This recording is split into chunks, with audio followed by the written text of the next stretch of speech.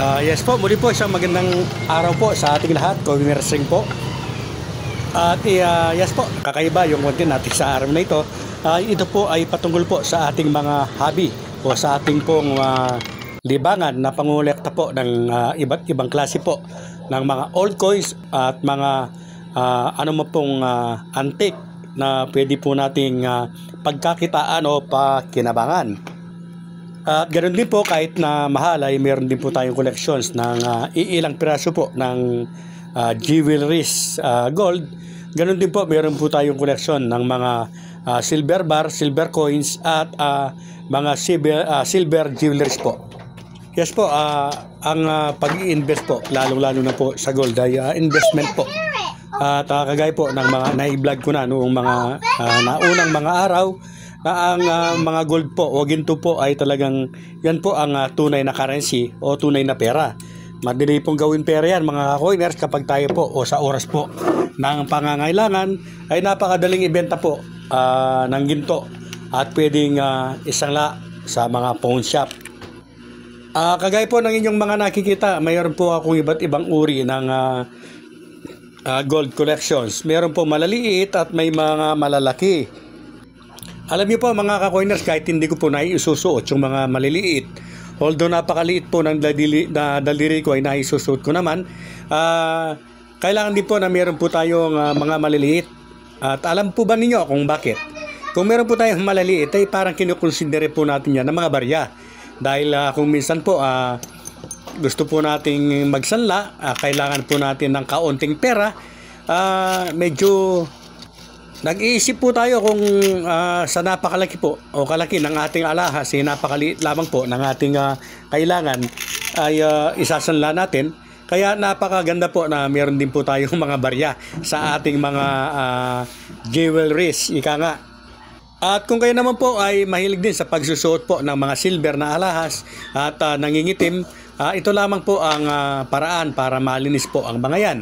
Ang kailangan lamang po ninyo ay liquid detergent, kailangan din po ng foil, aluminum foil at baking powder po. Yes po, at higit sa lahat po, mainit na tubig. Kagaya po ng inyong nakikita, ayan po, meron po tayong inihalo na detergent, tubig, at syempre po, meron po yan na aluminum foil. At ang pinaka-importante po sa lahat na ingredients ng panglilinis po ng ating alahas ay baking powder po. Yan po ang talagang magbibigay po ng magandang kulay po sa ating mga silver na nangingitim. Ibabad lang ng 15 minutes po yan. At pagkatapos po ng 15 minutes, ihahon at i-brush po kung kinakailangan. Pero doon po lang po sa hahalukay natin ay lilinis na po ang ating mga silver. At kung nangingitim po yan, ayan lamang po na mangitim siya. At darating po ang araw ay titigil din yan sa pangitim. Kumbaga immune po siya. At lalo po siyang mangingitim sa tuwing isusuot natin kung palagi po natin yan hindi sinusuot o inuhubad. Kaya po para ma-immune po sa ating acid sa katawan, ang ating mga silver ay maigi po na isuot po natin sa araw-araw at linisin na lamang po. At darating po ang araw mga kabarangay, talagang hindi na po yan mangingitim. Ang iba naman po ang ginagawa para hindi po mangitim, kung acidic po sila, ay pinapa-rhodium plate po yan at nagiging isang kulay po o kakulay po ng white gold. O yung iba naman po ay yellow gold po ang kanilang ginagamit na pantubog.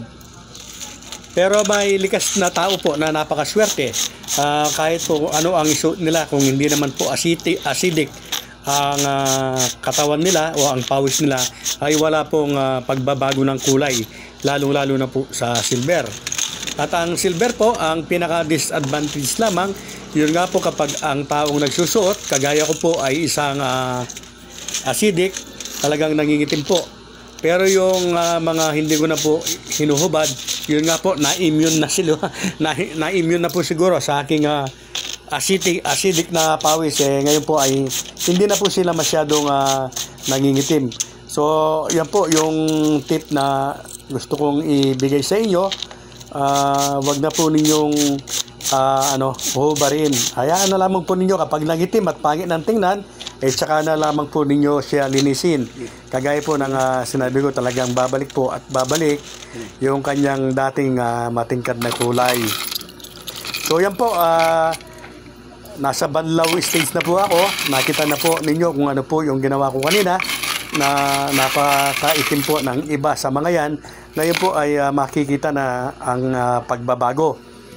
At siyempre po patuyuin lamang po ng mabuti ang mga yan bago po i-store o i-stock. At kung isusuot naman po, okay lang na kahit mamasa-masa yan. Maraming salamat po, Coiners Ring.